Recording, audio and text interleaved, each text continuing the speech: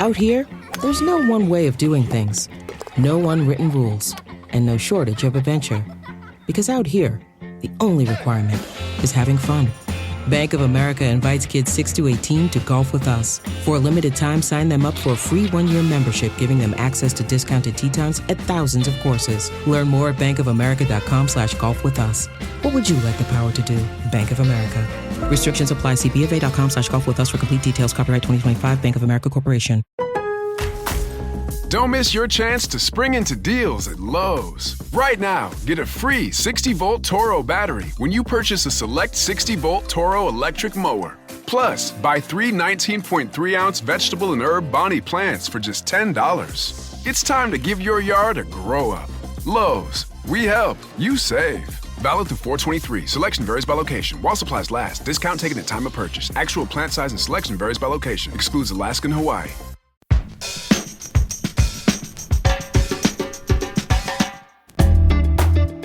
It is Monday, April 21st, 2025. Welcome back to Hang Up and Listen, the sports podcast here at Slate. Back with you once again. I'm Alex Kirshner. I'm a contributing writer here at Slate, and I also co-host Split Zone Duo, a national college football podcast.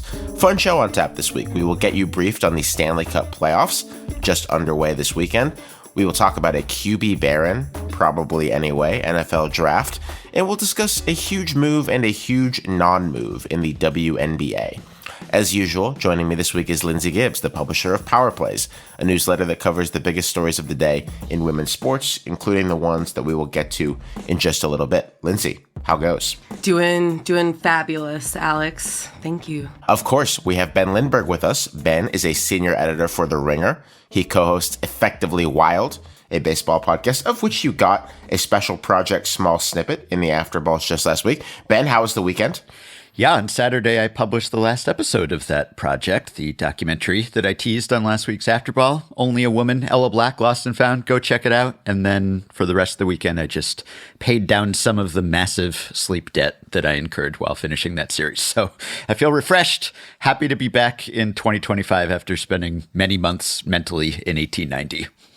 It's good to do that. The Supreme Court has already ruled that you can't just have your sleep debt forgiven. You have to actually pay it back. It's true, but who listens to the Supreme Court these days? Before we get into our business, as always, we want to say thank you to our Slate Plus members for making this show possible. Subscribing helps us make the show. It allows cool perks like getting the show ad-free, and you also get bonus segments. And there is good news. We have one of those live for you right now. It is about the retirement of Lee Corso, a true college sports legend and a sports television legend from ESPN. You can hear that episode right now as long as you are a Slate Plus member. Subscribe by going to Apple Podcasts and clicking Try Free at the top of our show page, or visit slate.com/hangupplus to get access wherever you listen. The Stanley Cup playoffs started this weekend, and by the end of today, Monday, as we record, every series will be underway. I love the hockey playoffs. It's a great tournament, and I agree with the old adages that the Stanley Cup is both the best physical trophy in sports. It's got a great shape to it. You can drink out of it, eat food out of it, but it's also the hardest one to win, given the grueling nature of the 16-win march over 4 rounds that is required to get your hands on it. This year, I'm really interested, though, I think even more than normal, because it feels like a lot of teams are in very fraught circumstances, and this should be a pretty angsty playoffs, even by the highly angsty standards of the Stanley Cup playoffs. Just a little collection of teams in tough situations or in high-stakes situations here. The Winnipeg Jets won the President's Trophy with 116 regular season points. They've yet to win anything of consequence since moving to Winnipeg from Atlanta 14 years ago, with just one conference finals trip in 2018 to show for their frequent playoff appearances. That franchise we've talked about before on this show, including at the beginning of this year, has faced some pretty well-documented business challenges. They're in the NHL's smallest market. They have faced headwinds associated with that. What would it do to everyone's psyche if they got knocked out early again? The President's Trophy winner with the most points in the regular season usually does not win the Stanley Cup. The Edmonton Oilers, also north of the border, still have Connor McDavid and Leon Draisaitl, the best two-player tandem in hockey in well over a decade at this point, and they still have 0 Stanley Cups to show for it, having lost in a 7-game final to the Florida Panthers last year. The Toronto Maple Leafs, still up north, are a perennial playoff team now, but they usually go out in the first round, sometimes the second, and they still don't have a cup since, as opposing fans will be happy to chant at them, 1967. It's been an awfully long time. One of their best players, Mitch Marner, is about to be a free agent after this season. Band could be broken up. We'll see. The Washington Capitals, best record in the Eastern Conference. Alex Ovechkin's goal chase. We talked about that a lot, but they played pretty badly at the end of the regular season, and Ovechkin is getting up there in years. Is this the last best shot for this version of the Capitals, as good as they are, to win anything of note? They are sitting on just one Stanley Cup from a few years ago under the long reign of Alex Ovechkin. And then there are teams like the Dallas Stars and the Carolina Hurricanes who are frequently very competitive and frequently unable to get out of their own conference playoffs. Can't even make it to the finals. Could one of them do it this time? Ben Lindbergh, I don't know. Who would you be most anxious to be if you were in these playoffs? Yeah, so many options. I guess I'll say the Jets just because they have so much at stake and because there's so much division when it comes to their chances, because the stats would say, the projections would say that they're the best team, that they have the best chance to win the Stanley Cup because, as you said, best regular season record, won the President's Trophy, had the best schedule-adjusted goal differential. So it would seem like they should be the heavy favorites, and yet they're not, according to the betting odds, at least. And yeah, there is this perception that there's a President's Trophy curse, which I think is somewhat silly and yet speaks to the reality of the NHL playoffs, which is that they're about as random as MLB's playoffs are, and maybe don't get quite as much credit for it. But it's not that you're in worse shape if you have the best regular season record. It's just that that only helps you so much. And so, as you said, usually the team that has the best regular season record is not just going to cruise to the cup. And I think the Jets are so polarizing because they have past playoff failures with this group. They have a tough path through the Western Conference. They weren't expected to be this good entering the season. And so there's still some doubt and skepticism. And are they for real? And there are some underlying stats that suggest maybe they've gotten a little bit lucky, even though they were pretty dominant. And they're a little lacking in star power aside from having the best goalie in the game, Connor Hellebuyck. And we know that playoff goaltending tends to be pretty unpredictable. And so if one of your greatest strengths is your goalie, it's hard to say how that will translate. And that's been the case for Hellebuyck too. So it's really tough to tell if their actual playoff performance will reflect their regular season record. But there's a lot at stake for them, given the history of this franchise and just generally the Canadian drought that infamously extends back to 1993. But there are 5 Canadian teams in these playoffs. So yet again, there's a chance. Yes, you do wonder about it. Lindsay, it would seem fitting if a Canadian team was able to do the job now in the midst of us threatening to annex and to mount trade wars against Canada. It does feel like there are a lot of possibilities on the table for that to happen this year. I would venture to say that this is the best chance for Canada as a bloc to win the cup in a pretty long while. Yeah, I mean, having 5 strong teams in the playoffs and also having no real big favorite, like no runaway, dominant team, which, like Ben said, is not atypical of the NHL. But still, I look at these playoffs and I look at, of course, I'm no expert, but looking at all the experts' predictions, they're all over the map. I mean, you just, it's hard to say what's going to happen. And as a casual, that is my favorite type of playoff to enter. So I'm just so excited. I really love that the first series, the first round, we have 2 series that are kind of territorial battles. You got the Battle of Ontario with Toronto versus Ottawa that, of course, the Maple Leafs have dominated, but they haven't played in the playoffs since 2004. Maple Leafs are still predicted to win, but, when you add a little maple syrup to the mix, you never know what's going to happen. And then you've got the Battle of Florida also in the first round with the Tampa Bay Lightning versus the Florida Panthers. And I think both of those teams are in the mix to win the Stanley Cup. Whoever comes out of that, I could see making it all the way to the finals. So that's also a really exciting series. And there's just something about a territorial battle. You don't see that in a lot of playoffs these days. And so to get that twice in the NHL first round feels a little special. Yeah, it's a great year for rivalries. It really is. And it's Kings Oilers yet again for the fourth year in a row. Gretzky Bowl. Yes, Maple Leafs Sens, Lightning Panthers, Avalanche Stars. Ooh, I like that one, yes. Yeah, throwing it back and also current with Mikko Rantanen of the Stars facing one of his former teams from this season, the Avalanche, as we discussed in our NHL trade deadline breakdown. And then you've got the Tkachuks, Matthew Tkachuk, his playoff comeback from his injury suffered during the Four Nations faceoff, and then Brady Tkachuk's playoff debut. So there's really no shortage of interesting storylines here. I guess it's a shame that some of the most compelling rivalries are early ones, first round matchups, but it's a hot start, even if that means that you don't get to see them at the end of the line. Ben, I think it's funny that the Florida Panthers are now the big bads of hockey, not just because they won the Stanley Cup last year, but because they are assholes. Like, they just are. If you watch the Four Nations tournament, which we talked about on this show, you kind of got an idea for the Tkachuk brothers and how they operate. Very in-your-face, brash fellas. Matthew Tkachuk is the leader.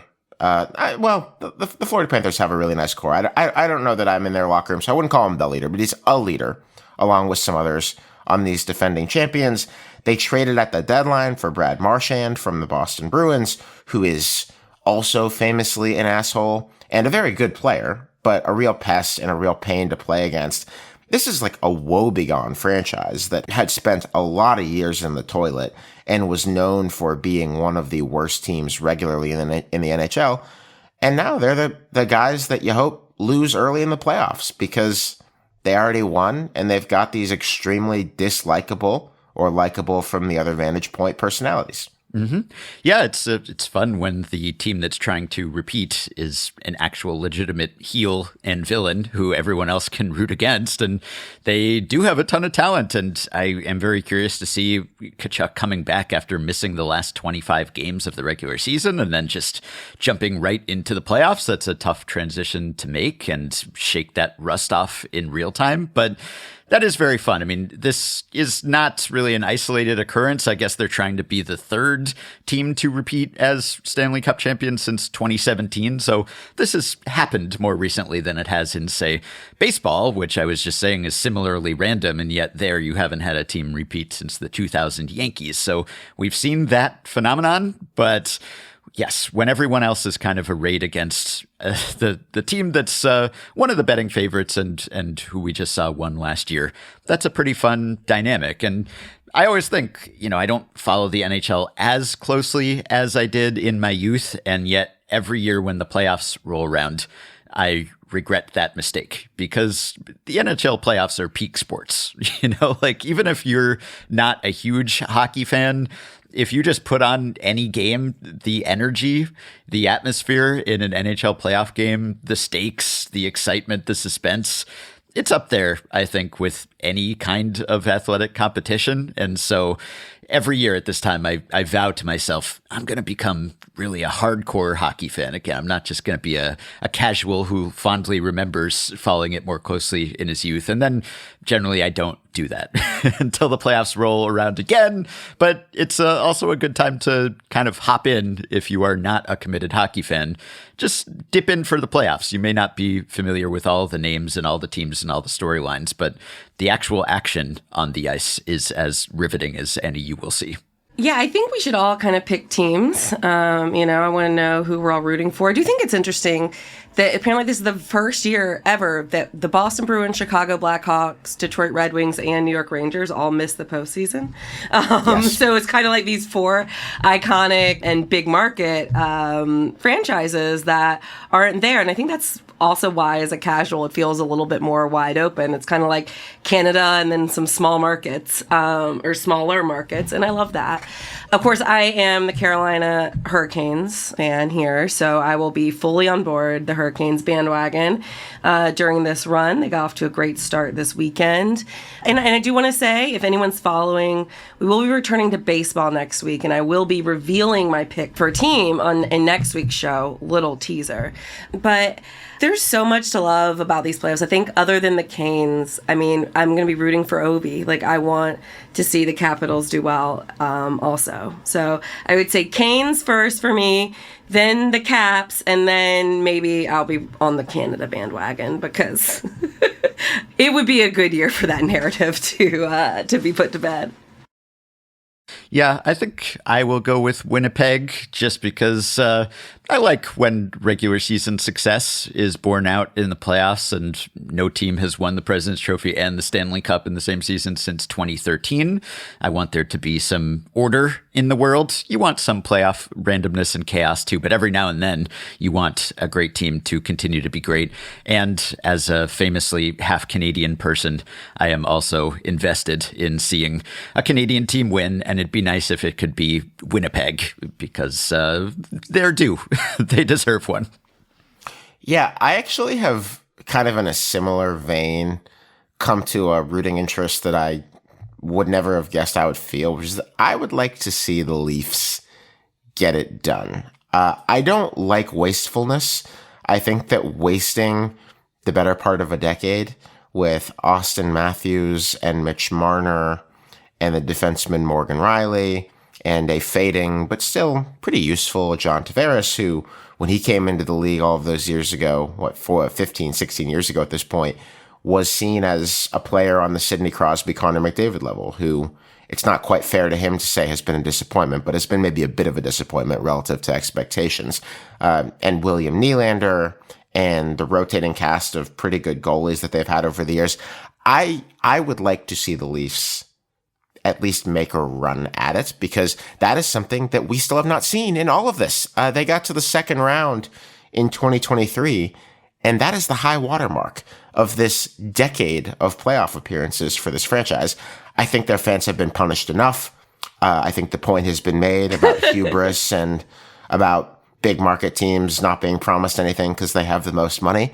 So your point's been made, hockey gods. I think let's let the Leafs fans have a little something nice during this period of time. The other fun story that I'm following is we talked a little bit about this Stars versus Avalanche series, which is, of course, the Mikko Rantanen possible revenge series. Avalanche didn't pay him. He had a stopover with the Canes and then was traded to the Stars. So that'll be interesting. But also the Avalanche, who are the betting favorites, I believe, right, to win it all, which kind of surprised me. The Avalanche, their captain hasn't played since they won the Cup on June 26th, 2022. Gabriel Landeskog, he's coming back from injuries and surgeries, and he's going to be available for this series. So that's kind of wild. You don't often see players of that import sitting out for 3 seasons, basically. And so I'm kind of curious. I'm always curious, how much rust, but also, hockey is an emotional sport, and emotional energy matters. Is that going to give Colorado a little boost? We'll see.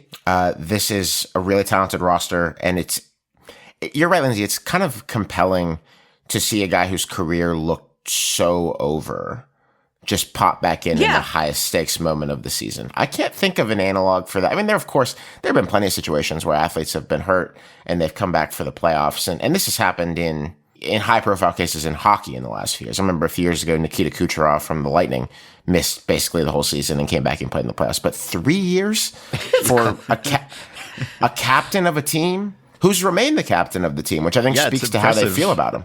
To be the captain while not playing all that time.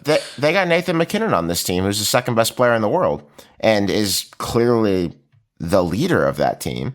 And they've got the best defenseman in the world, Cale Makar, on that team. And yet, they care about this guy enough, they believe him enough that he stay the captain for 3 years of not playing. It's pretty impressive stuff. Yeah, you hope it's not sort of a sentimental comeback like, yeah, let's get this guy back in the game if he's not really ready for it. I know he has played in the AHL, so he's had a little bit of a warm-up there. But to go right from that to getting into your first AHL game in almost 3 years, it's a lot to ask. So let's hope it's a heartwarming comeback and not sort of a sad one. We will follow the Stanley Cup playoffs as they progress because, well, as an NHL commercial will remind you, it is the Cup. I want to give a shout out to the Stanley Cup tumblers who managed to be the top Google search result when I Googled Stanley Cup, even this time of year. And I just want to say that is some good ad buying. That is some good SEO. Well done, well done. Much respect to our marketing professionals of the internet. Up next, the NFL Draft is this week. We will tell you exactly who every team will pick in all 7 rounds, as well as every single trade that will be made over the 3 days of the draft. Stay tuned for that bit of inside information.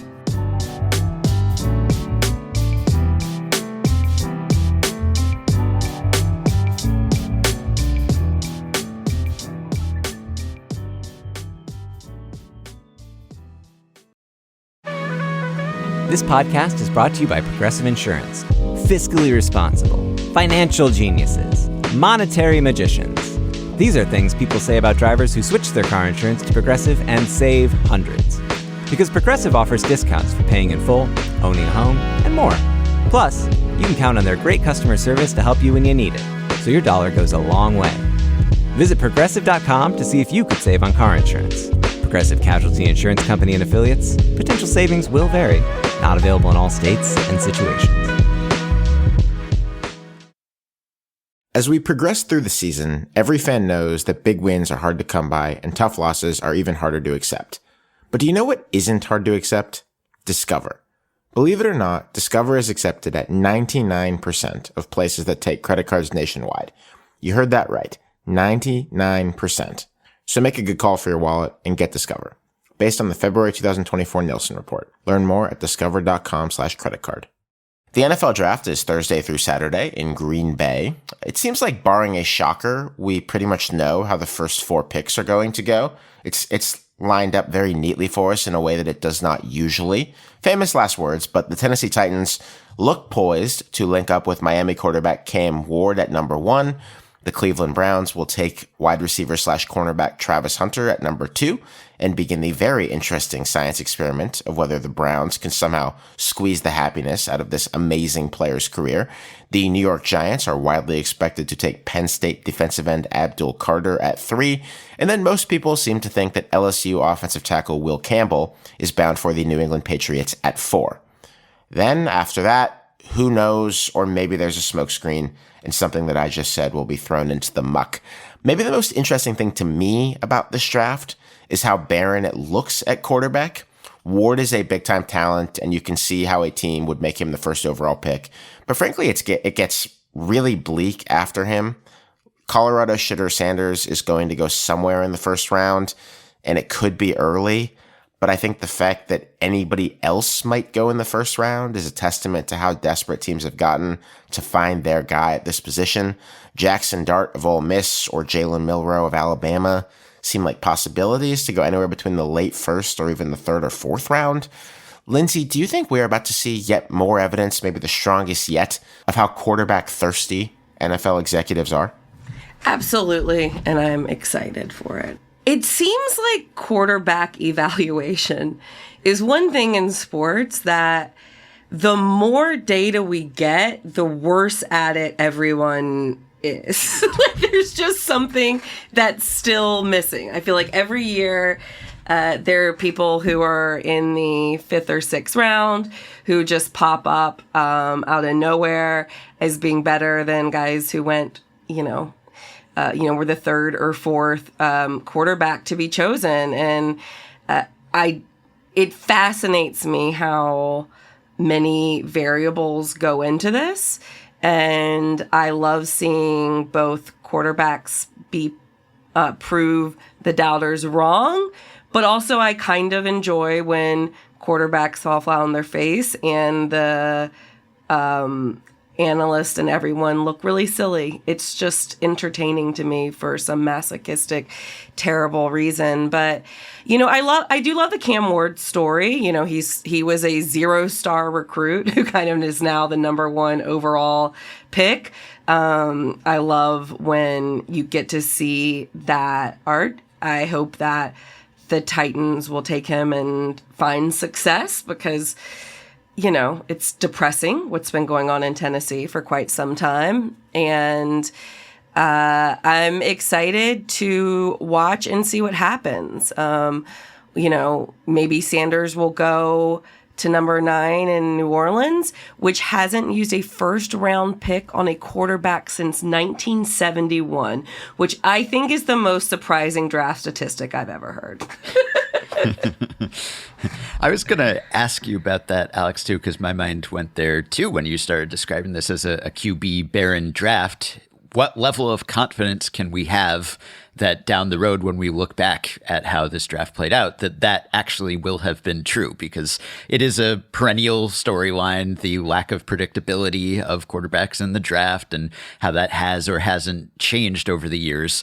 And it's certainly true on an individual level. Maybe you could say collectively, if you're looking at the entire field of a draft class, perhaps there's some signal there. If you're saying, are there good quarterbacks somewhere in this group? But what's your level of confidence that we will actually look back on this years later and say, yeah, the evaluators were right, this was a weak draft for quarterbacks, as opposed to saying, actually, no, there were just a bunch of under-the-radar guys who panned out? 70-30 that we will look back and think that it was pretty weak. It's an interesting comparison point, I think, to 2022, which was the last time there was a discourse like this, like where are all the QBs going into a draft? This was the year that the first quarterback taken was Kenny Pickett by my Steelers at 20th overall. And Kenny Pickett obviously is Kenny Pickett. People kind of make fun of him now. He actually has a Super Bowl ring because he was the backup for the Eagles last year. Now he's going to play with the Browns. But, it just didn't really work out. And Desmond Ridder was in that class. Sam Howell was in that class. Malik Willis was in that class. This is an idea of the kind of quarterbacks who were in that draft class, except, and this is where the NFL draft gets funny, of course, was a young man who was the very last pick of that draft, Mr. Irrelevant, also a quarterback, Brock Purdy, who has gone on to make a pretty nice career for himself in the Bay Area.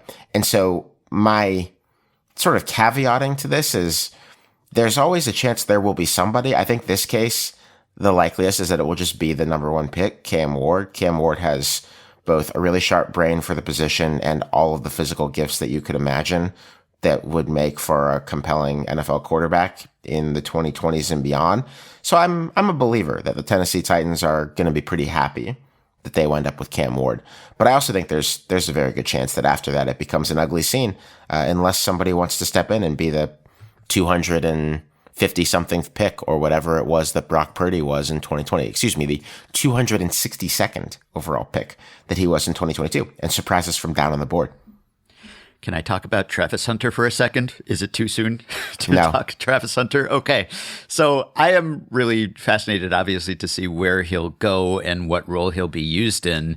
And I was also really interested to see how he is trying to compel a team to select him as a two-way player and deploy him as one by threatening essentially to quit football if he is forced to specialize. He was asked if he had to focus on being either a wide receiver or a cornerback and not be both, what would happen? And he said, it's never playing football again.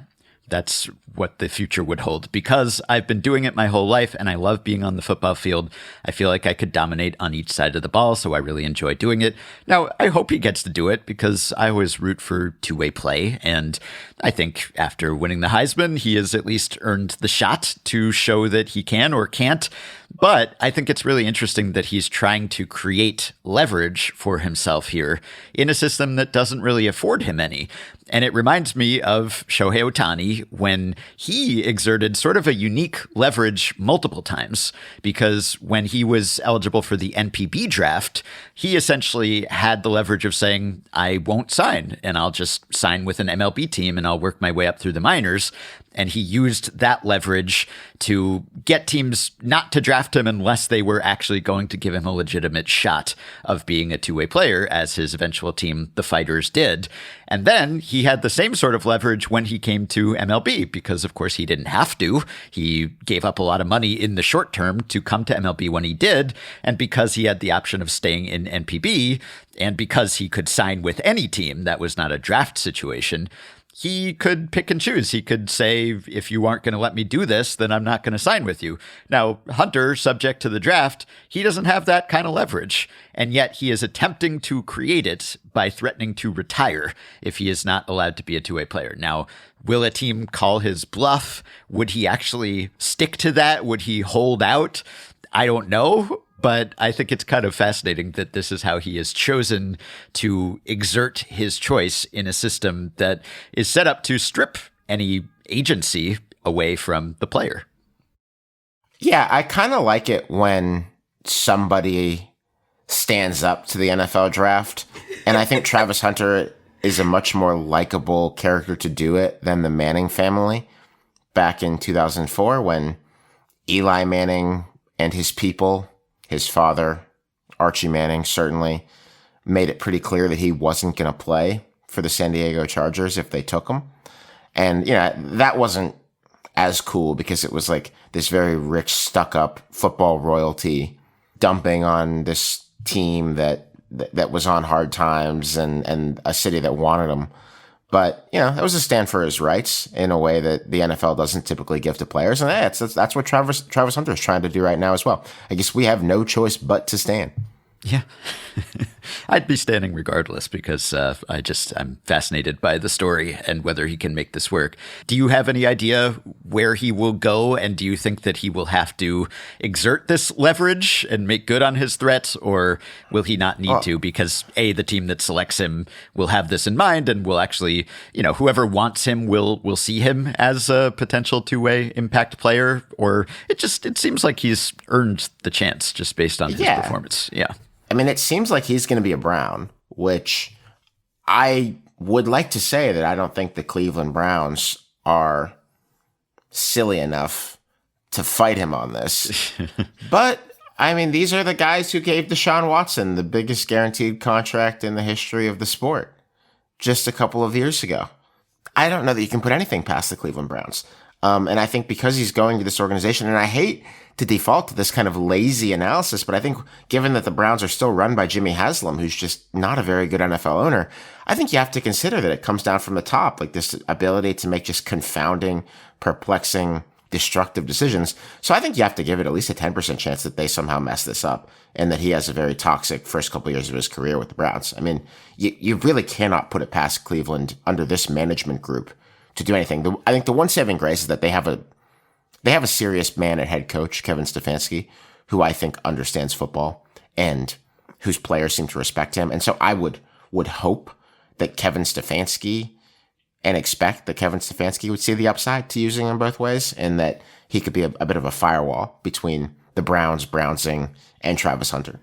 I just love the drama. Give me a good drama queen. If you say, I can't play both the positions I want to, or I'm never playing football again, I'm quitting, that is the stakes I want to live my life with.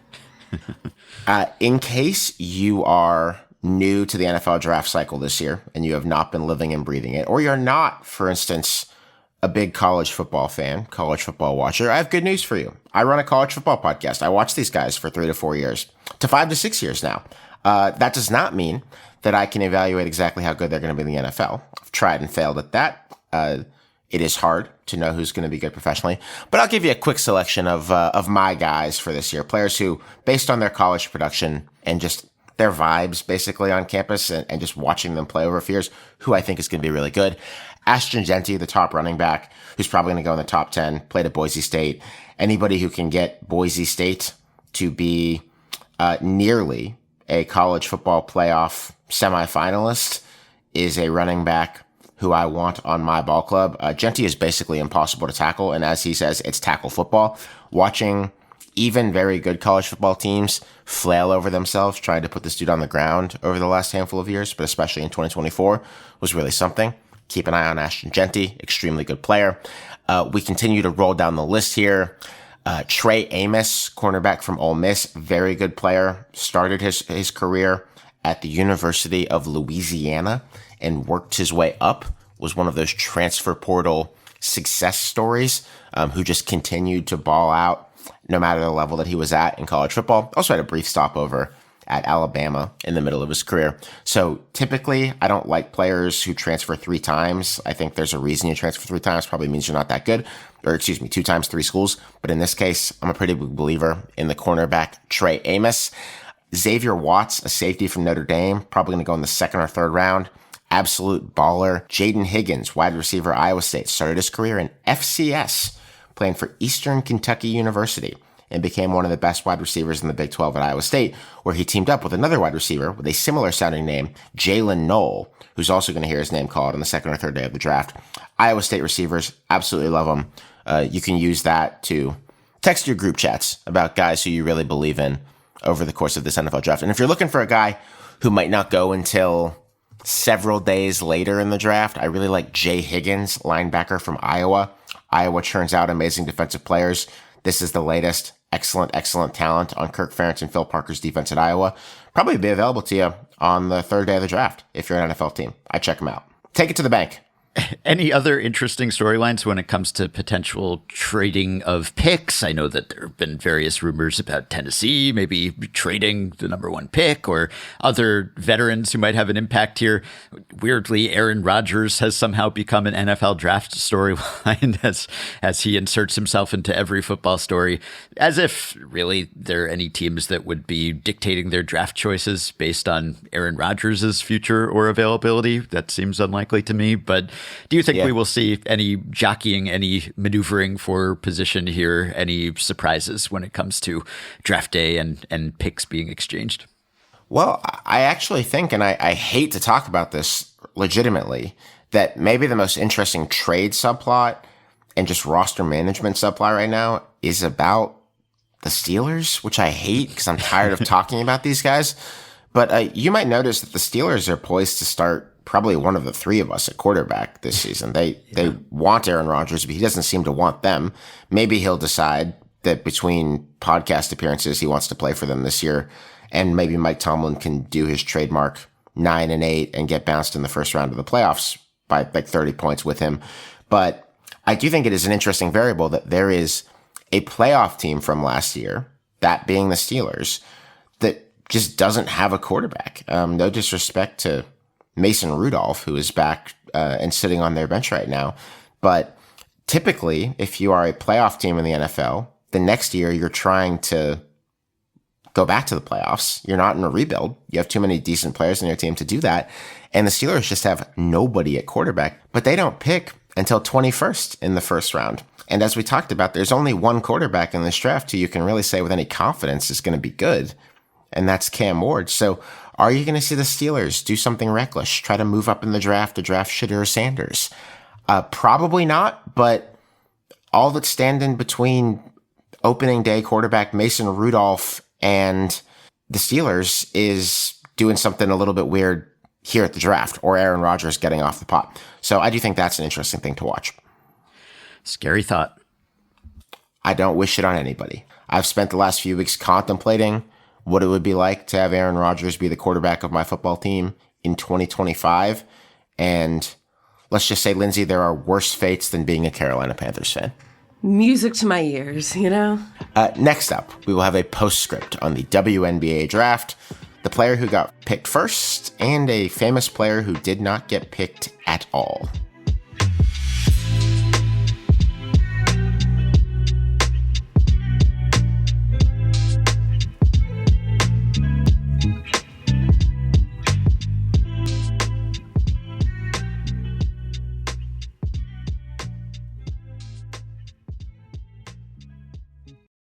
At Sierra, discover top workout gear at incredible prices, which might lead to another discovery. Your headphones haven't been connected this whole time. Awkward. Discover top brands at unexpectedly low prices. Sierra, let's get moving. 24 chefs, 24 culinary showdowns for 24 hours straight. Which chef will outcook, outpace, outlast the competition? No chef Escapes the clock. Season premiere, 24 and 24. Last Chef Standing. Sunday, April 27th at 8. See it first on Food Network. Stream next day on Max. The WNBA draft came and went last Monday night after we previewed it on Hang Up and Listen. There are two things in particular that I want to talk about coming out of that event. Let's do this one first because we spent the most time on it on the episode that we recorded last week. Sedona Prince did not get drafted. Prince is the hulking center, about 6'7", broad shoulders, big player in the paint, who played in college at Oregon and TCU and faced several allegations of sexual assault and relationship violence. It had seemed from the way she was being covered and the quotes that anonymous executives were giving about her in the press, the Prince was going to get drafted despite that litany of allegations and head into the league next year. Instead, she went unselected in the 3-round event.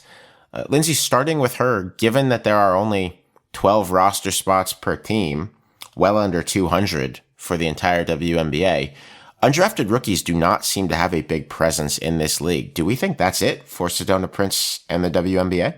I think it will be for this season. You never know in the future. There's been plenty of examples. I mean, not hundreds, but it's not unheard of for a player to not get drafted, to go overseas and really establish themselves in on a team overseas in Europe or Asia, maybe even Australia, and kind of work their way back up to getting a training camp contract and making a team that way.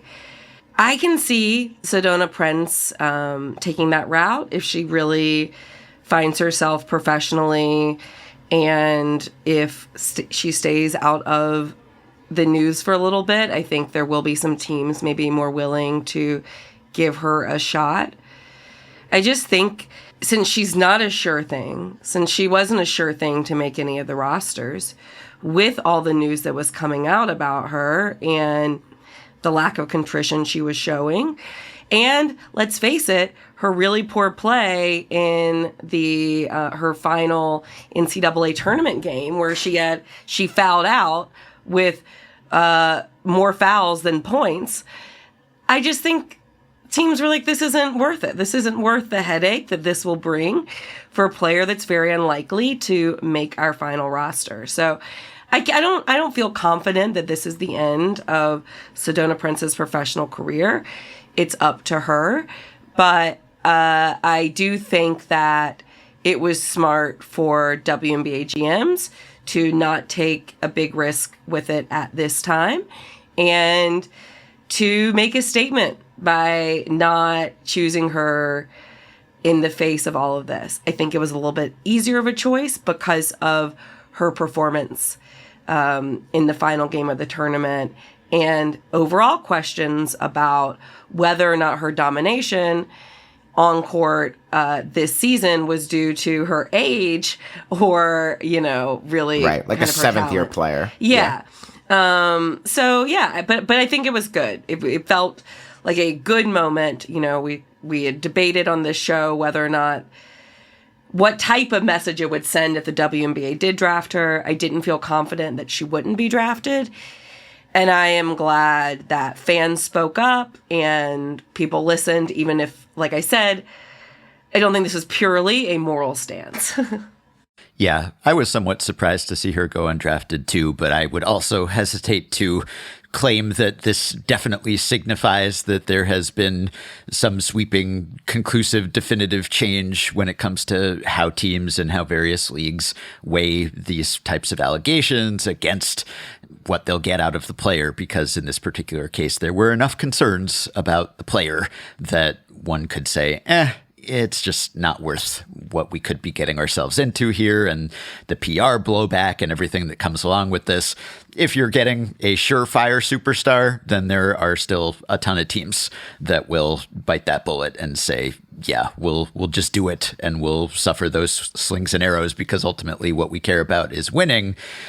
But it's another data point, I guess, to show that things are changing in some respects. And it will be, I guess, telling to see if she does play on, if she does establish herself as a top-tier talent in other leagues and sort of rehabilitate her image on the court while not marring her image off the court any further, whether someone will eventually say, okay, essentially she's wandered in the wilderness long enough, she's done her time, and also she has proved herself as a player, and now we will take a chance. But not for now. That's a story for another day. I do think it is a bit of a collective action thing here that the WNBA, at least, reputationally, is positioned to benefit from. As far as every individual team is concerned, or at least the several who would have been thinking about drafting Sedona Prince, this is sort of a calculation of, is it worth the hassle, right? Like, are we willing to take the public relations hit that we're going to take for a player who we think is, maybe good, but clearly not tippy-top flight? But because 13 different teams decided that wasn't a worthwhile risk for them individually, the entire WNBA sort of looks like it banded together and made a stand against allegations of domestic violence. And that's not really an accurate reflection, right? Like, it's not like the entire league conclaved and decided that this is the moment that we're going to make this big stand. But the WNBA league office probably is pleased that we can sort of imagine that was what happened here. Agreed. Didn't need this headache. Just really didn't, going into what should be a really exciting season. And I think the rest of the draft really showcased that. The draft got really good ratings, not Caitlin Clark ratings, but, well over 1 million people watched the draft, which is a good number. And Paige Bueckers, there's so much excitement around Paige Bueckers, and the Dallas Wings selected her number 1 overall. There was no drama there. And I, for one, the turnaround is really quick, obviously, from the college season to the WNBA season. Training camp starts very soon.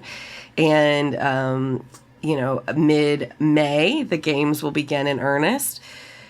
And yet I always find myself missing women's basketball in these really rare few weeks where it's not taking place. So I'm getting excited. Yeah, I want to ask about the Dallas Wings of it all. This is a franchise that's hopped around over the years. Back when it used to be the Detroit Shock, they won a handful, 3 of them, WNBA finals under Bill Laimbeer, a name that basketball fans will be very familiar with. They have skipped around. They did a few years in Tulsa, where they were generally not very good. And then since moving to Dallas in 2017, they have also, I think it's fair to say, generally not been very good. They have made the playoffs at below 500 a handful of times and lost first-round series. They made it to the semifinals in 2023 after being just a smidge above 500 in the regular season. And last year they were terrible, which obviously positioned them, winning 9 out of 40 games, to win the Paige sweepstakes here. We learned last year, I think a lot of us did, who were Johnny-come-latelys to the W, that bringing in the great rookie is not immediately transformative in terms of taking a terrible team and making them good, but it can put a pretty nice floor under you if you just have one really great player who really kind of finds her footing, especially as her rookie season goes on. I think we saw that with Caitlin Clark in the Fever. What's the expectation for what Paige brings to the Dallas Wings off the jump here? I mean, Paige is just so good, and she's such a composed player. And I think she's going to fit really well with the cornerstone of the Dallas Wings, which is Arike Ngumbawale. The amount of excitement that players of those caliber can bring, it's phenomenal. Dallas has had a lot of front office instability, I think is the kindest way to say it. But they've got Curt Miller who's a really respected WNBA head coach, but he's now in as their general manager. And they've got Chris Koklanes. He's a first-year head coach, but he's a long-tenured assistant in the WNBA. Has worked very closely with Curt Miller, was an assistant for him on staffs in Connecticut and I believe in Los Angeles as well.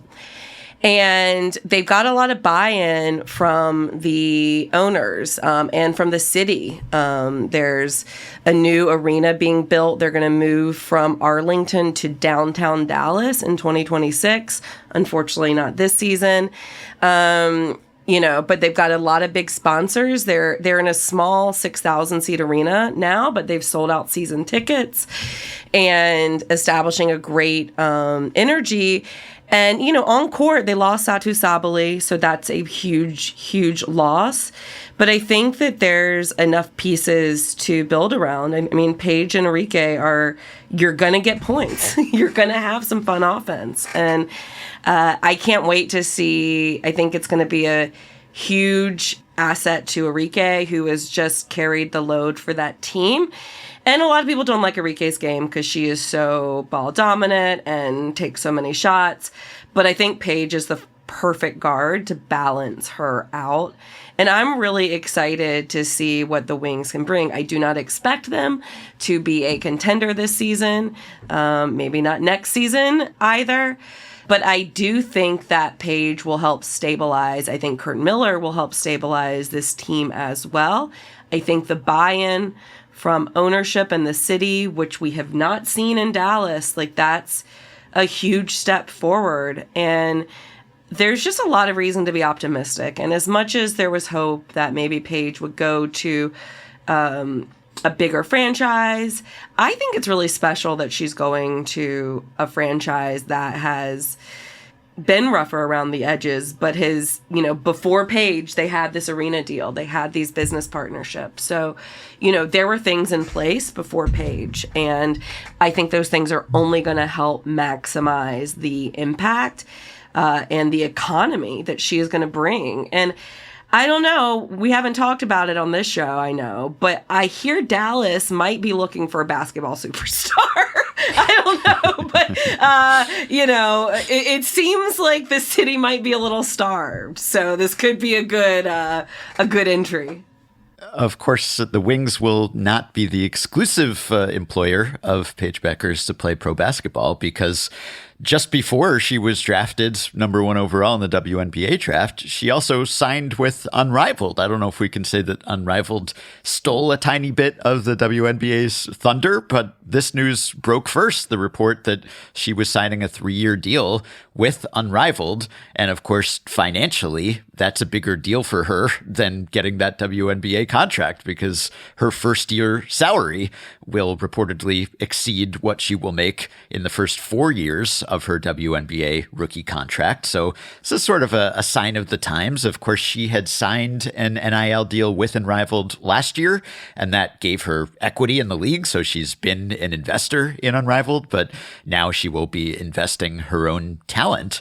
And this is big for Unrivaled, I guess, because, they're kind of entering a consolidation year, their sophomore season. Instead of expanding, they sort of set the goal of, let's just get bigger stars. Let's catch them all. Let's just make clear that Unrivaled is the place where you're going to see all of the best women's basketball players, whether that is persuading Caitlin Clark or Asia Wilson to sign, or now snapping up Paige Bueckers, and that news breaking even before we found out where she was going to go in the WNBA. So again, I'm just sort of fascinated by the relationship between these two leagues. And is it harmonious and symbiotic, or is it competitive in a way that will push both to be better, or will there be bad blood?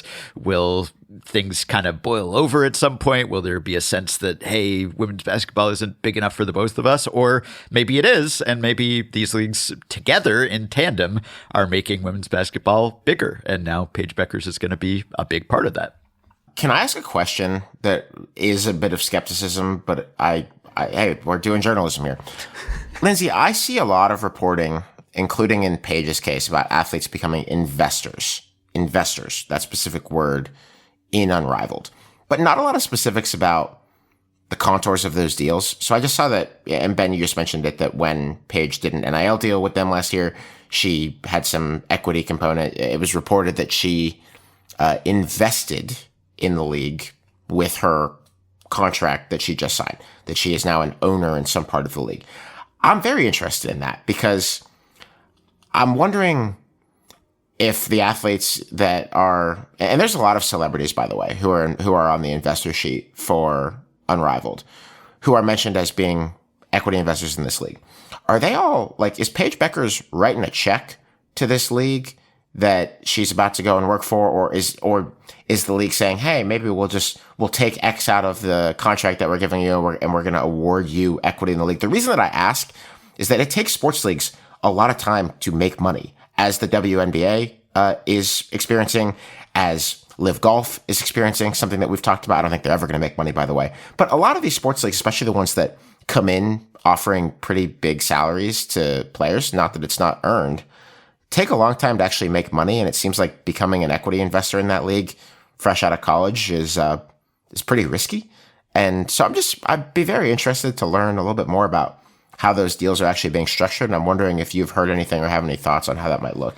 I have no idea, and I think, you all the time hear that athletes are becoming owners in different leagues, right? It's a big thing in women's sports right now, but it's happened in men's sports too, right? Serena and Venus Williams were, part of the ownership group of the Miami Dolphins and things like that. Or TGL, Serena's in TGL. Right, yeah.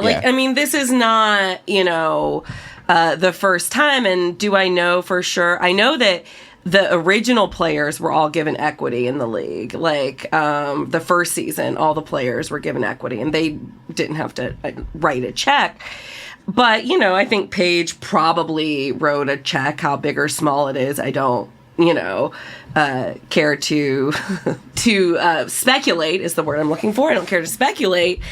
But I think, we're just going to kind of have to see. I think more reporting on this needs to be done. They have raised a lot of money, Unrivaled has.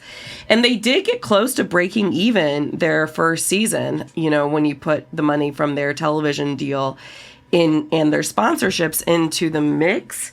So I think it's a little bit more of a sure thing than other leagues, because, as Kathy Engelbert liked to point out at the press conference, I don't know if anyone heard Kathy Engelbert, the commissioner of the WNBA's pre-draft press conference, when she was asked about that headline, which Unrivaled was very savvy. I would say Unrivaled is very savvy with the way they use WNBA events to get publicity for themselves.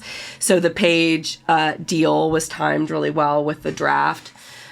For maximum impact and maximum headlines by Unrivaled, and to get Engelbert to be asked about that at the press conference. And she was very pointed to say that, they have a very different business model than we do. They are one location that has under 1,000 fans allowed in, if that, closer, I think, to 500 fans, that they need a ticket. They're not going from arena to arena. They're not selling out 15,000 seat to even 10,000 seat arenas.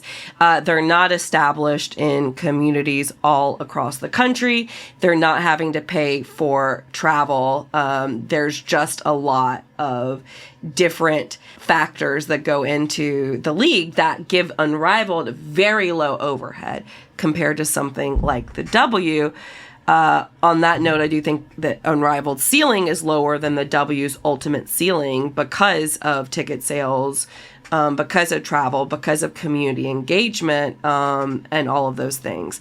So to go back to Ben's question, the leagues need each other. Unrivaled does not work without the WNBA, and people saying pretending like it could, I think, are way off the market. I think it works as a nice fill-in to seed some of the players that you love in the WNBA in a different light, in a different dynamic, playing under different stakes, in a smaller venue, a different format. But you're carrying most of those relationships over from the W. But Unrivaled is going to help the W, too. Kathy Engelbert might be a little frustrated by the way Unrivaled is using the league's big moments to get headlines for itself, but it's ultimately going to push things forward as well. It's a really healthy competition. I am much more pro Unrivaled than I thought I was going to be, and I am much more excited about the ways I see these two leagues working, both in competition but ultimately in tandem to grow the sport. This draft was really exciting on a lot of fronts, and 3 weeks until Paige Bueckers' Day, which the city of Hopkins, Minnesota, will temporarily rename itself to Paige Bueckers, Minnesota, for Paige's debut pro game with the Dallas Wings on May 16th. So it's all happening, my friends. It's all happening. Lindsay, speaking of the ceilings of women's basketball leagues, I meant to ask you this last week when we talked about women's college basketball from a business perspective.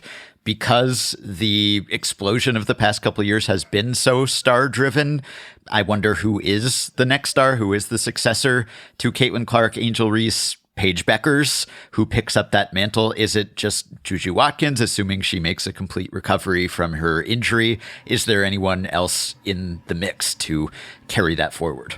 Juju Watkins, Hannah Hidalgo's in the mix too as well, and but really it's Juju. I think Lauren Betts will get even more attention next year. She's returning to UCLA. She's certainly an exciting prospect. But yeah, I think that it's Juju's world. We will be watching it eagerly here at Hang Up and Listen headquarters. After ball time, I'm going to sit back and listen.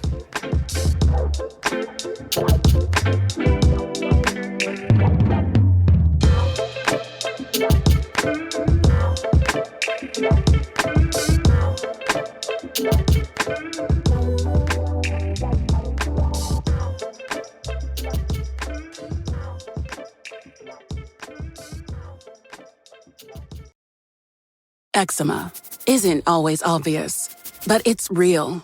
And so is the relief from Ebglyss.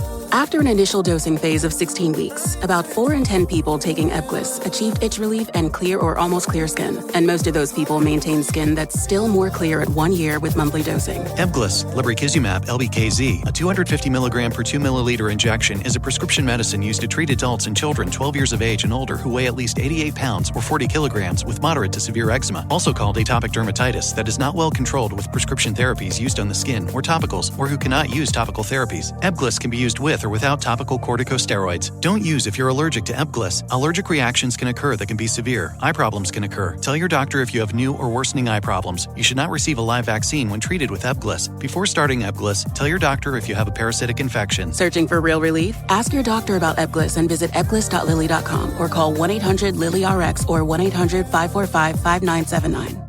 One of my favorite stories in the world of women's tennis unfolded this week with Yelena Ostapenko, the 2017 French Open champion and ultimate wild card, cruised through the field to win the Porsche Stuttgart Grand Prix on clay, beating Aryna Sabalenka, the world number 1, in the final 6-4, 6-1. Aryna Sabalenka has lost the final multiple times. You get a Porsche when you win the final.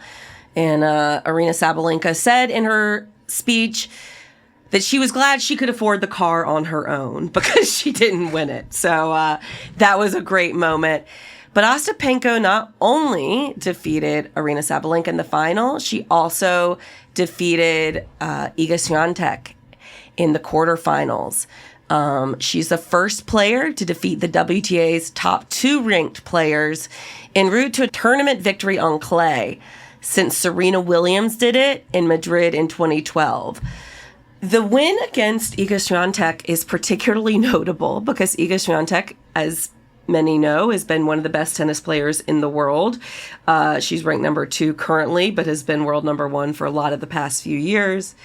And Ostapenko now has 6 wins against Swiatek, absolutely crushing their head-to-head in a way that we never see lower-ranked players dominate their higher-ranked counterparts in tennis. It is a match-up nightmare for Iga Swiatek, and it is one of the funniest things happening in sports right now. The on-court announcer said, "No one else has beaten Iga 6 times in a row. Which statement is more correct? She hates to play you or you like to play her?" To which Ostapenko said, "I think both." And I think that is true. At the Madrid Open this week, they are slated to meet a couple rounds into the tournament. So could this absolutely bizarre streak continue? It could. My friend and friend of the show, Ben Rothenberg, tweeted that I don't think we've ever had anything close to this sort of complete kryptonite for a top player in tennis. So Ben, what is your complete kryptonite? Well, I wish I had known that was going to be the intro, because I could have crafted a whole Afterball about that. It reminds me of when Enrique Wilson owned Pedro Martinez for a while. And it didn't last, of course, just utility player owning maybe the best pitcher of all time at his peak. But it actually did dictate lineup decisions for a while. So that was fun. Always former Pittsburgh Pirate Enrique Wilson, by the way. Yes, indeed. Yeah, always great when a lesser player, for some reason, dominates a superior player, at least for a little while, until they earn the reputation for being that giant killer. But that's not what my Afterball is about. It is about baseball, though, because the return of Major League Baseball has brought the return of a phenomenon that I have gone deep down the rabbit hole on. MLB broadcasters confidently claiming that a late timeout call by a batter can cause an injury to the pitcher, unless the pitcher goes through with the pitch. This happened on last week's Sunday Night Baseball broadcast when Cubs batter Michael Busch called a late timeout against Dodgers pitcher Tyler Glasnow with a 2-1 count in the top of the fourth. Glasnow, who had already started his motion, halted himself at the last second. Here's how the ESPN broadcast crew of Carl Ravitch, David Cohn, and Eduardo Perez reacted. And make no mistake about it, he takes some real joy in coming back here and doing damage against the Dodgers. Whoa. That was late. Very late. Dangerous. Yeah, Glasnow was not appreciative of that. Is that a time that you let it go? This is like yelling in the middle of Rory McIlroy trying to hit a drive. Time out! That's late. Well, that's late. Dangerous is right. Say what you will about ESPN Sunday Night Baseball broadcast, but I do enjoy how clearly they mic up the umpire, so you can very clearly hear that timeout call. 1 week later, on Sunday, April 20th, the day before we're recording, Cardinals reliever Ryan Fernandez faced Mets third baseman Brett Beatty in the top of the eighth. With a 3-1 count, Beatty called a late timeout. Fernandez stopped mid-delivery, and Mets radio broadcaster Howie Rose said this. Time call just as Fernandez was about to deliver his pitch. Pitchers hate that. A lot of times you just go through with the pitch, because when you abort your delivery suddenly, the way he did, you can hurt something, usually the arm. So note what Rose said. A lot of times, that's what a lot of broadcasters say in this situation, as if injuries in this sort of situation are a common occurrence. And in support of Rose's contention that late timeouts are the one weird trick pitchers hate, here's a clip of former pitcher and current A's broadcaster Dallas Braden discussing this last August. What they tell you as a pitcher, should you see the hitter call timeout early on, in your young baseball career, they tell you just keep going, just let it go, because you don't want to come to an abrupt stop. You come to that abrupt stop and you fear of injury. You don't want to end up straining something just because. So I'm always on the alert and on the lookout for these incidents now, because almost a year ago, I got an email from Effectively Wild listener Dan Peterson, prompted by an earlier example involving Guardians pitcher Tanner Bybee. Dan wrote, "You can imagine what they said next, because every announcer says it every time a timeout is called, just as a pitcher is winding up. You see a lot of injuries when that happens." Dan continued, "I never really questioned the wisdom. I can imagine a pitcher being surprised, trying to stop their motion, trying to aim differently or take something off mid-windup. It all seems like a possible injury factor, but I don't think I've ever seen or even heard of an injury in that particular situation. Maybe one time, like 30 years ago, someone slipped off the mound trying to stop his motion. Is there even any anecdotal evidence of an uptick in pitching injuries, or of any pitching injuries at all when a timeout is called? Is this secretly behind the pitcher injury crisis?" Well, as soon as Dan questioned the conventional wisdom, I started to question it too, because even though I was familiar with this broadcaster cliche, I couldn't think of an example of an actual timeout-induced injury either. So I asked other baseball people, and they drew a blank too. I put it to the Effectively Wild listener Hivemind, who have helped me crowdsource so much information over the years, and they had nothing. The closest they came was Game 1 of the 2012 Reds-Giants NLDS, in which Red starter Johnny Cueto was removed because of back spasms after facing only 2 batters, one of whom interrupted him with a late timeout. But when I looked into it, it didn't hold up. Cueto had actually been injured while he was warming up for that game, and he threw 4 pitches after the interrupted delivery, one of which seemed to re-aggravate the injury he'd already suffered in the bullpen. So I was starting to think that broadcasters were collectively laboring under a delusion, that this had just never resulted in an injury, and they'd somehow convinced themselves that it had. And then I got an email from listener Dennis Abrams, who scoured newspaper archives for any examples of a pitcher who was hurt while pausing his delivery, and he found one, though it didn't involve an MLB pitcher or a timeout. Instead, a pitcher for the University of Tennessee at Martin named, wait for it, Dick Windbigler was the one who suffered the injury after pausing his delivery. Here's the account from the Mansfield, Ohio News Journal, published on April 28th, 1973. Dick Windbigler, the Southpaw veteran from senior high, again leads the TM Mound Corps. Windbigler has fashioned 5 victories in his 5 starts with a gaudy 1.21 earned run average. He has permitted 18 hits in 21 innings, striking out 22 and walking 8. However, a freak injury has put Windbigler on the shelf. He had pitched a no-hitter for 4 innings in his latest start and was warming up for the 5th. He attempted to stop his pitching motion to avoid hitting a child who had wandered in front of the plate, sustaining an elbow injury. It was diagnosed as chipped bones. Neither Dennis nor I could find any additional details about the Windbigler incident, and sadly, Dick Windbigler died at age 70 in 2022, so I couldn't ask him what happened. I could, however, ask Melba Windbigler, his wife of 47 years, and I did. So here is an excerpt from my chat with Melba Windbigler.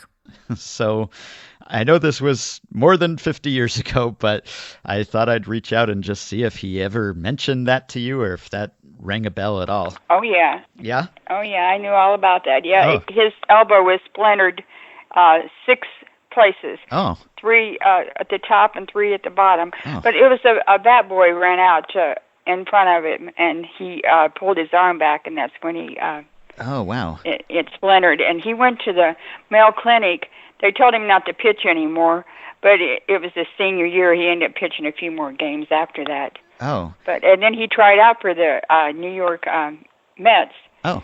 But his elbow was too bad, so it didn't work out. Oh, I was going to ask because I know he was a really successful college pitcher and is in the Hall of Fame for the school. And so I wondered whether this was something that maybe affected his chances of getting drafted or pursuing a professional career. Yes, it did, because he wanted to pitch, play pro, but with his elbow the way it was, he couldn't do it anymore. Wow, gosh. So, did he think that he would have been drafted if not for this injury? Oh yeah, he would have been. He set records in University of Tennessee. He set records down there. So yeah, did he have any? I guess scouts were following him, or he had some indication that teams were interested, or yeah, he did. Yes, because that's why he got to set up for that to try out. But they told him he couldn't pitch anymore, in his senior year. But wow, he kept trying. He loved the game. So oh wow. So this story was from April of '73. I don't know exactly when the injury happened, but you're saying he was able to come back and pitch that season? Yes, he pitched 3 more games, I think, after that. Huh. Yes. But they told him not to, but of course he loved it so much he tried, Yeah. Do you have any idea what the bat boy was doing running across the plate in the middle of the game? How did that happen? I'm not sure how. I think he just ran out, thinking that I'm not sure exactly. Mm-hmm. But he just ran out, and so Dick pulled his arm back to keep from, throwing the pitch, so. Wow. And it splintered it, like I say, in 6 different, the top of his elbow and the bottom of his elbow, 3 splinters in both top and the bottom. Oof. Did he end up having to have surgery, or did it heal on its own? No, he never did. But they told him that it probably wouldn't do any good to have surgery because that when you have an arm injury like that, it only lasts just a few years. And as you know, he was real active and stuff, and they didn't want, they said it probably wouldn't do him any good because he wanted to, still be active and stuff. So, and then he went ahead and coached down there at Tennessee too. Right. His next, the next year, and then he coached around here too. He did some girls coaching for girls baseball, softball, and stuff. But he never, didn't get to do what he wanted to do. Yeah. But I guess it wasn't meant to be. That's the way we looked at it. If it was meant to be, it would have happened. But yeah, it didn't. I was going to ask whether it was something he lamented, or whether he looked at it kind of philosophically, like it just wasn't in the cards, or. Yeah, that's what we talked about, and he said it just wasn't meant to be. So. Huh. It didn't happen. Did the arm bother him later in life, just kind of doing routine activities, or? Yeah, with arthritis and stuff in it. And then he had rheumatoid arthritis, which didn't help any either. So, but it did bother him. Huh. Well, I wonder whether back then they couldn't do anything about it. Maybe it would have been different today. I don't know. Well, it's possible, but who knows, Yeah. Well, that's, I'm sure there have been other examples, but we couldn't come up with any. It's just, it's rare for it to happen like that, but it happened to at least one person. He was the unlucky guy, I guess, who just goes to show, don't stop when you're in the middle of pitching, I guess. Yep, that's right. Yep. When did you and he meet? Did you know him at that point or not yet? Oh yeah, we went together in high school. Oh. And we went together for 7 years, and we got married in '74 after he graduated. Oh, okay. From college, so. Yeah. You weren't at the game, I assume, when he got hurt. No, no, I wasn't there then. No. Uh-huh. Now I went to Marietta when they come to Marietta to play, and watched him down there. And then I went to Tennessee a couple of times and watched him too, but that game I wasn't there. I see. Well, thanks so much for indulging this very random request, blast from the past here. Yeah. Sorry for your loss, and I wish I could have asked him about it myself. But I'm glad you remembered it and could fill me in. Oh yeah, I remember it. Yes. Okay. Well, thanks so much, Melba. I really appreciate the information. Okay, you're welcome. Thanks for asking about him. Of course. Appreciate it. While Dick Windbigler wasn't as well known as he would have been had he gone on to a big league career, he clearly had an impact on many lives, maybe more than he would have had he gone on to athletic greatness. His obit said, with a special love for baseball, Richard pitched for the UT Martin Skyhawks and was their coach for 2 years after graduating. He began setting numerous records, which he still holds today, and was inducted into the UT Martin Baseball Hall of Fame in 2018. After college, he went on to coach local sports while staying in contact with his UT Martin baseball family. Richard spent 35 years as an educator and coach for Mansfield Senior High School, having the longest consecutive number of years coaching. He was an athletic director for 18 years and taught special education for 17 years. And when he was inducted into the UT Martin Hall of Fame, he said, "I spent my whole life playing baseball every day of the year, so this is just like being inducted into Cooperstown for me." So, every time a broadcaster says that stopping mid-delivery can cause an injury, I think of Dick Windbigler, the only pitcher I know of who makes that claim true. I believe that Windbigler should enter the baseball lexicon. When a pitcher stops his motion for some reason, we should say, "Oh, that was a Windbigler," and we'd have an opportunity to honor his memory. Here at Hang Up, we remember Zelmo Beatty, but let's also spare a thought for Dick Windbigler, who made a painful sacrifice to save a bat boy. He may have blown up both his elbow and his dreams of a pro pitching career, but in my mind, at least, he became a legend in the process, so we salute his selfless act. Wow, Ben, that was a really interesting...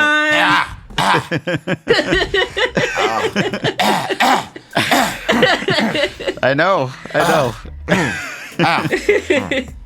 right, not a dry eye in the house here at Hang Up. I'm going to try to finish That is all for this episode. We also have a special bonus show that is in the podcast feeds right now for our treasured Slate Plus subscribers. It's about Lee Corso, the face of College GameDay, hanging up his mascot head. To hear that, you can subscribe to Slate Plus on Apple Podcasts by clicking Try Free at the top of our show page, or visit slate.com/hangupplus to get access wherever you listen. The episode is available right now, and we will see you over there. Our show notes are at slate.com/hangup, and you can email us at hangup@slate.com. And don't forget to follow the show and rate and review us on Apple Podcasts. Our producer is Kevin Bendis. For Ben Lindbergh and Lindsay Gibbs, remember Zelma Beatty and Dick Windbigler. And thanks for listening.